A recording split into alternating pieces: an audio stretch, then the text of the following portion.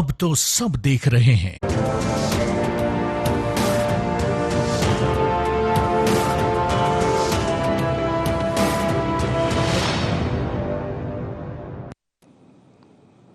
Break के बाद बाखबर में आपका एक बार फिर स्वागत है। हम बात करते हैं कि शिवराज मंत्रिमंडल के विस्तार के बाद विभाग वितरण में किसका कद बढ़ेगा और किसका घटेगा या विवादों का विस्तार होगा। तो बहुत सारी ये बातें, लेकिन हम हमारे साथी चैतन्य भट्टी से पूछ रहे थे कि कांग्रेस सरकार गिराने के लिए सिंधिया समर्थक विधायकों को मंत्री बनाने का वादा किया गया था। बीजेपी ने उस वादे को पूरा किया, लेकिन वादा पूरा करने के बाद अब बात अड़ेगी विभागों के वितरण पर। तो अब बीजेपी को कदम कदम पर समझौते करने पड़ेंगे। क्या वो समझौता करने के लिए राजी होगी? अब एक चीज मैं पूछूंगा ऋषि पांडे जी से भी और देवदत्त दुबे से भी कि जो चीजें चल रही हैं सियासत में, मुझे लगता है कि मध्य प्रदेश एक बदलाव के मोड़ पर है। या तो सिंधिया की अब चलेगी मध्य प्रदेश की भाजपा में, या फिर आने वाले दिनों में सिंधिया की नहीं चलेगी, क्योंकि जितना बीजेपी कर सकती थी उतना ही करेगी। चुनाव के बाद लगता है भाजपा अपने मूल रूप में आएगी और बीजेपी की जो एक तरह से लाइन है उस लाइन पर काम होगा। चैतन्य भट्टी जी, आप अपनी बात पूरी करें, फिर मैं इस चर्चा को आगे बढ़ाऊंगा। वही बोल रहा था कि महाकौशल जो सबसे ज्यादा उपेक्षित इस मंत्रिमंडल में हुआ है, जबकि ऐसा माना जा रहा था कि महाकौशल से कम 2 मंत्री तो निश्चित तौर पे लिए जाएंगे। कैबिनेट का हो गया, वहां से तो एक भी नहीं आया। अजय विश्नोई तरीका जो वरिष्ठ मंत्री थे उनको भी नहीं लिया गया। अशोक रोहाणी जो ईश्वरदास रोहाणी के सुपुत्र हैं उनको भी नहीं लिया गया। एक महिला आदिवासी थी नंदी मरावी, जिसका बहुत तेजी से नाम चल रहा था, उनका भी अंतिम समय में नाम काट दिया गया। तो जबलपुर जैसे शहर के लिए तो बहुत शॉक्ड है ये सारी चीजें। लेकिन सवाल ये है कि अब चूंकि उपचुनाव के दृष्टिकोण से ये मंत्रिमंडल का गठन किया गया है, इसलिए जाहिर सी बात है कि उन लोगों को मंत्री बनाया गया है जो अपने क्षेत्र में जाके कुछ घोषणा कर सकें ताकि चुनाव जीत सकें। लेकिन ये भी आप तय मान लीजिए राघवन जी कि ये जरूरी नहीं है कि इन जिन 11 लोगों को मंत्री बनाया गया उसमें सारे लोग जीत जाएं। तो ये भी एक बीजेपी यही पर पैच है, लोचा यहीं पर होने वाला है कि जो मंत्री बने हैं जरूर नहीं कि वो जीत कर आए, लेकिन मंत्री बनने से कई बार जो लाल बत्ती होती है, जो उनके आसपास अधिकारी कर्मचारी होते हैं, वो विधायक की या उम्मीदवार की या मंत्री की जनता से दूरी बनाते हैं। कई बार वो मंत्री बनना एक तरह से उनके लिए घाटे का सौदा होता है। मैं लौटता हूं मुद्दे की बात आपने की कि जरूरी नहीं कि जो 11 मंत्री बने हैं उनमें से सभी जीत कर आ जाए, उनके लिए ये परीक्षा की घड़ी है, आग से गुजरने जैसा मामला है। मैं लौटता हूं आपके पास। महाकौशल की उपेक्षा हो, लेकिन विंध्य भी बहुत घाटे में रहा है, वहां से भी काफी विधायक जीत कर आए थे, लेकिन उधर भी सरकार का रुख नहीं हुआ है। जाहिर सी बात है कि देवदत्त जी, उपचुनाव सामने है। समझौते के मुताबिक जब सरकार गिरी तब ये तय हुआ था कि जो मंत्री हैं वो बनाए जाएंगे और बाकी विधायक जो बनना चाहते उन शर्तों के हिसाब से बीजेपी ने वो शर्तें पूरी की। लेकिन शर्तें पूरी करने में भाजपा के जो अपने लोग थे वो घाटे में रहे, खासतौर से शिवराज सिंह के लोग। हमको मजबूरी में कहना पड़ा कि शिवराज सिंह के लोग, संगठन के लोग, क्योंकि जब सिंधिया के लोगों की बात करते तो फिर बाकी दूसरों के अपने आप गुट में बढ़ जाते हैं। आपकी राय कि उपचुनाव के बाद बहुत सारे ऐसे लोग हैं जो खतरे में हैं और उस वजह से जो मंत्री बनने से रह गए हैं भाजपा के लोग, शायद उपचुनाव के बाद उनका नंबर लग सके। आपकी राय? ये मंत्रिमंडल का जो पूरा विस्तार है, पूरा उपचुनाव की चुनौती से निपटने के लिए बनाया गया। आप देखें 16 सीटें चंबल इलाके की हैं, तो वहाँ से 10 मंत्री बना दिए गए और कुछ तो जो 4 नाम लास्ट में जोड़े गए वो पहली बार के, दूसरी बार के विधायक थे, केवल इसलिए कि वो मजबूत हो जाएं और चुनाव लड़ने के समय थोड़ी दमखम से चुनाव लड़े। ये बात सही है कि ये सरकार जो है ये सिंधिया के लोगों ने बनवाई है, तो भाजपा के वो विधायक इसको जो मंत्रिमंडल में शामिल नहीं किए गए, संगठन के नेताओं ने ये समझाया उनको बिठाल के कि आप तो विपक्ष के विधायक अभी 3 साल और रहते, आज कम से कम इस पर संतोष कर लो कि आप सत्ता पक्ष के विधायक हो, क्योंकि ये हम तो 5 साल विपक्ष में रहने वाले थे। जिन लोगों ने सरकार बनाई है और जिन शर्तों पे बनाई है वो शर्तें करना पूरा जरूरी है और सभी फिर भाजपा के ऐसे में नहीं आ सकते। इस कारण आप लोगों को इसमें धैर्य संयम रखना पड़ेगा।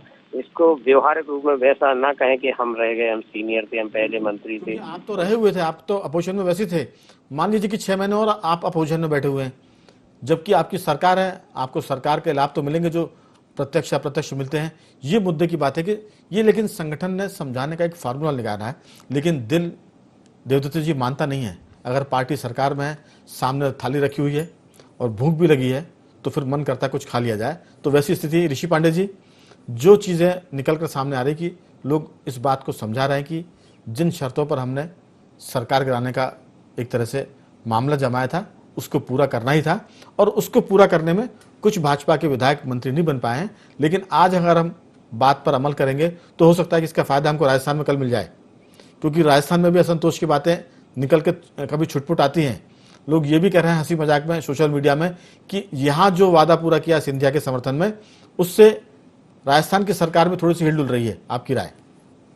देखिए राघवन जी, देर सवेर ये चीजें जो हमको भी लग रही सुधरी हुई देर सवेर बिगड़ेंगी और इसका जो कुछ परिणाम है वो चुनाव के समय भी देखने को मिल सकता है, क्योंकि भाजपा का जो वर्कर है वो चाहेगा कि फिर इनमें से कुछ सरकार के बहुमत लायक लोग तो जीत के आ जाए, बाकियों को घर बैठाया जाए ताकि लोग बीजेपी के लोग एडजस्ट हो जाए। बाकी लोगों को घर बैठाने में ज्यादा लोग घर न बैठ जाएं। उमा भारती जी ने एक ट्वीट किया है और उसमें बहुत ही पार्टी की पूरी भावना उसमें सामने आ रही है। एक वर्कर की उन्होंने कहा है कि उन्होंने फरवरी में सुझाव दिया था कि जब कमलनाथ सरकार गिर रही थी तब विधानसभा को भंग कर नए सिरे से शिवराज सिंह चौहान के नेतृत्व में चुनाव लड़ा जाए, क्योंकि 24 सीटों में जितनी हमको मेहनत करना है उतनी मेहनत विधानसभा चुनाव के समय भी करना पड़ती और हम अपने दम पे सरकार बना लेते। ये साफ साफ इशारा है, साफ साफ संकेत है कि भाजपा की जो मशीनरी है वो इस दबाव को झेल नहीं पा रही, वो उसको देख नहीं पा रही है, क्योंकि आज तक के इतिहास में कभी ऐसा नहीं हुआ। ये ऑप्शन तो अभी भी खुला हुआ है, अभी खुला हुआ है, पर अब चूंकि बहुत आगे बढ़ गई है गाड़ी और चूंकि बीजेपी के बड़े नेताओं ने सिंधिया जी से जो भी कुछ प्रॉमिसेस किए हैं और वाकई में इसमें जो 2-3 नाम है, सुरेश धाकर, ओपीएस भदौरिया, ये ऐसे नाम है जो कि लास्ट मोमेंट पे जुड़े हैं और जिनको लेके सभी लोग बड़े भौचक हैं, ये नाम कहाँ से आ गए। इस चक्कर में यही अपनी बातचीत का मुद्दा है कि इतना दबाव सरकार में मंत्री बनाने पर, अब दबाव शुरू हो गया विभाग के वितरण पर, और इसके बाद भी दिल नहीं भरेगा, क्योंकि विभाग भी अगर मनमाफिक मिल गया तो फिर पीएस उनके अपने हिसाब का चाहिए, क्योंकि जो मंत्री गड़बड़ी कई बार करते हैं अधिकारी उसको रोकता है। तो अगर सब कुछ मन का हो गया तो पांडे जी, अधिकारी कोई उल्टा फंस गया जो मंत्री के मनमाफिक काम नहीं करा, तो शिकायतों का तो अंत नहीं होगा। मुझे लगता है मेरी बात पूरी नहीं हो पाई थी उस समय। आप चाहे उसको एंडोर्स कर सकते हैं अपनी बातचीत में जी। शिवराज सिंह चौहान की जो स्थिति है इस बार वो 32 दांतों के बीच में दबी हुई जुबान सरीखी है, क्योंकि उनको बीजेपी के लिए भी कटना है और कांग्रेस से आए लोगों के लिए भी कटना है। और ये जो सरकार एक तरीके से मिली जुली रहेगी, ये दल के रूप में भले ही दल में मिल गए लेकिन दिल से नहीं मिल पाएगी, क्योंकि इस बार जो स्थितियां है हम देख रहे हैं, अभी भी सीएम हाउस में बैठक चल रही है और 4 से 6 घंटे तक की बैठक प्रस्तावित है। उन सारी 22 विधानसभा सीट जो छोट जिनकी रिक्त हुई है, उन सारे सीटों के लोगों के लिए ज्योतिरादित्य सिंधिया पूरा एक्शन प्लान बनवा रहे हैं, किसको वहाँ पे क्या चीज चाहिए, कौन अफसर चाहिए, क्या घोषणाएं होना है, कौन से पेंडिंग काम है, वो अगले 8, 10, 15 दिन में सरकार को प्राथमिकता के आधार पे करना है। और ये मैं समझ रहा हूँ कि ये वाकई में बीजेपी सरी की पार्टी के लिए ये बहुत मुश्किल है और देखते हैं कितना बीजेपी दबती है। कमलनाथ जी ने कल बिल्कुल ठीक कहा था कि शिवराज जी ने कहा है शिव को विष पीना है, पर रोज कब तक पीना ये जरूर देखने वाली बात। मैंने कहा था कि विष पीने की आदत डालनी पड़ेगी। अभी विस्तार में विष पिया, फिर विभाग के वितरण में विष पीना पड़ेगा, फिर अधिकारियों की नियुक्ति में पीना पड़ेगा विष। तो ये सरकार मुझे लगता है अभी भी, भले ही कांग्रेस के लोग भाजपा में शामिल हुए, लेकिन अभी भी अब लगता है कि ये गठबंधन की सरकार है जिसमें आधे कांग्रेस के लोग हैं और बाकी लोग बीजेपी के हैं, और इनको आपस में तालमेल करके फिर काम करना पड़ेगा। उसमें उनका एक पूरा मिनिमम प्रोग्राम बनाना पड़ेगा कि हमको कितना डेवलपमेंट करना है। ये मेरे ख्याल से गठबंधन की सरकार कहेंगे तो अभी, जैसे आपने कहा कि पार्टी में तो आ गए लेकिन अभी उनके दिल नहीं मिले हैं, और ये दिक्कत बड़ी होने वाली है, दिल ना मिलने वाली। चैतन्य भट्ट जी, जो ऋषि पांडे जी कह रहे हैं वो एक बड़ा सवाल है कि विभाग वितरण के पर बात हो रही है, फिर जो उन्होंने कहा कि एक एक्शन प्लान की बात हो गई, तो सब कुछ अगर सिंधिया जी करेंगे, हमें लगता है कि सिंधिया जी को भी बदलना पड़ेगा अपने आप को, क्योंकि कांग्रेस के लोग अब इस बात को पर जोर देंगे कि अगर सिंधिया जी से हमारा तालमेल नहीं बैठा तो फिर सिंधिया जी का तालमेल भाजपा से भी नहीं बैठेगा, क्योंकि सिंधिया जी थोड़े से ऐसे मैंने टेढ़ तो मैं नहीं कहूंगा, लेकिन उनसे समन्वय करना बड़ा मुश्किल है, क्योंकि वो महाराज भी हैं, थोड़े तेज तर्रार भी हैं, और बीजेपी में कितना चल पाएगा, आपकी राय? नहीं, देखिए राघवेंद्र जी, जहाँ तक विष की बात है तो मुझे लगता है कि शिवराज सिंह तो पहले ही स्वीकार कर चुके हैं कि पूरा विष मुझे पीना है, तो वो समझ चुके थे पहले ही से, जब से मंत्रिमंडल का विस्तार की बात। एक दिन पीने का बोला उन्होंने, यहाँ तो रोज पीना पड़ेगा। हाँ, शिव पीना पड़ेगा। तो वो तय हो गया था कि इनको भी विष पीना पड़ेगा, और यही आप समझ लीजिए कि संगठन का जबरदस्त दबाव रहा है, और उस तरह से मंत्रिमंडल का विस्तार हुआ है। मुख्यमंत्री की नहीं चली, संगठन की और संघ की चली है, ये भी आप तय मान लीजिए। अब जहाँ तक कद की बात है, तो मैं समझता हूँ कि चूंकि मंत्री भी उनके कहने पे बनाए गए हैं सिंधिया जी के, तो जो मलाईदार विभाग हैं वो भी उन्हीं मंत्रियों को मिलेंगे, ताकि वो जाकर लोगों को बता सकें कि देखो साहब, हम पहले जो मंत्री थे उसमें जो हमको विभाग मिले थे उससे बेहतर विभाग। ये सब बातें तो मुझे लगता है कि बहुत ज्यादा पूरी होती दिखती नहीं है, क्योंकि महकमे के साथ साथ विभाग भी, अगर वो माननीय मंत्री के साथ साथ विभाग भी अपने हिसाब से मांगेंगे तो बाकी जो भाजपा के लोग हैं वो क्या करेंगे, बहुत मुश्किल होगा। लेकिन कोशिशें जारी हैं, उम्मीद करते हैं कि आने वाले दिनों में विष कम से कम रोज पीने की आदत ना पड़े, हफ्ते में एक दिन भी हो तो शायद चल जाएगा। चैतन्य भट्ट जी, चर्चा में आपने हिस्सा लिया, आपका बहुत बहुत धन्यवाद। महाकौशल की उपेक्षा हुई है, इसका सबको दुख है, विंध्य की उपेक्षा हुई है, इंदौर की भी उपेक्षा हुई है, तो ये सब दुख हो सकता है कि बाद में जाके कुछ नया करिश्मा दिखा, लेकिन फिलहाल तो चुनाव तक लोग उम्मीद कर रहे हैं कि ये सब चीजें ठंडी रहेगी, संगठन थोड़ा सा समझाएगा, शिवराज जी भी सबको समझा लेंगे। तो चैतन्य जी, आपके साथ साथ ऋषि पंडित जी, आपको बहुत बहुत धन्यवाद। देवदत्त जी, आपका भी बहुत साधुवाद। बाखबर के संग को समेटते और आते हैं बाखबर के अंतिम रंग की तरफ। आज हम आपसे बात करेंगे कोरोना के बारे में। दरअसल कोरोना बहुत ही कुख्यात हो गया, लेकिन कोरोना के चलते कुछ चीज़ें अच्छी भी हुई है। आज हम उन अच्छी बातों का आपसे जिक्र करेंगे। सबसे पहली जो खबर है, कोरोना के चलते हार्ट अटैक के मामले में 30% की गिरावट आई है। यानी जो लोग हृदयाघात से बीमार पड़ते थे, अस्पताल जाते थे, या जिनका जीवन खत्म होता था हार्ट अटैक से, उसमें 30% की कमी आई है। इसके पीछे कोरोना एक बड़ी वजह है, क्योंकि कोरोना के चलते लोग घरों में रहे, लॉकडाउन रहा और लोगों की पूरी लाइफ स्टाइल बदल गई।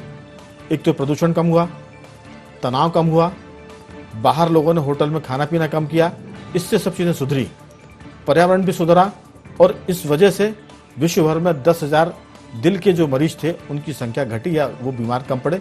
विशेषज्ञों और वैज्ञानिकों ने Asia Pacific vascular intervention society के मार्फत बताया है कि कोविड-19 काल में पूर्व समय में होने वाले हार्ट अटैक की तुलना में 30% की गिरावट आई है।